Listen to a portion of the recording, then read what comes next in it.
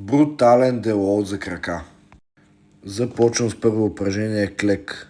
Правя 3 серии по 3 повторения на 140 кг. Забавих се с видеото, не успя да го кача сряда, нито четвъртък, но ще се постарая петък, събота и неделя да съм редовен и да има видеа.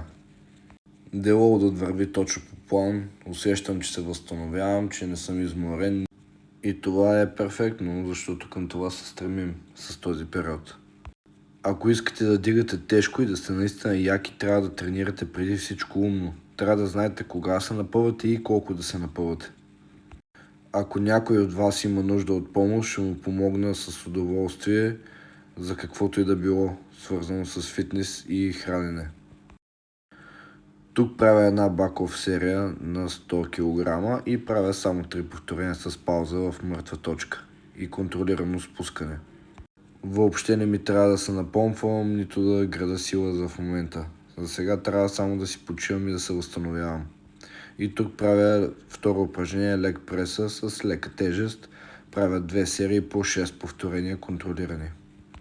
Подготвил съм ви брутални видеа за full day fitting, като започна къта, понеже знам, че по-голямата маса от хората се интересуват какво да ядат, за да отслабват като цяло.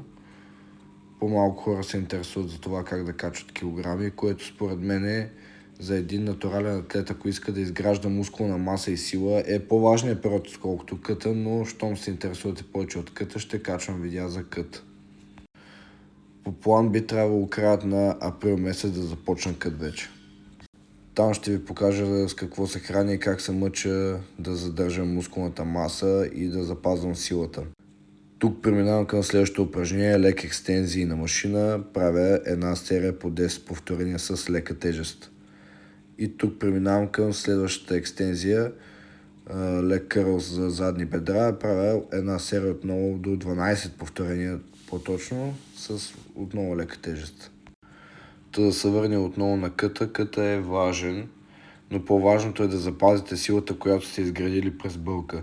Точно това ще ви донесе резултатите, които искате да видите в края на къта. За натуралните атлети специално препоръчвам фокусирайте се масово върху силата и техниката на едно упражнение. И резултатите съответно няма да закъснеят. И тук завършвам тренировката си с 2 серии на тази машина за прасец. Поне аз използвам за прасец.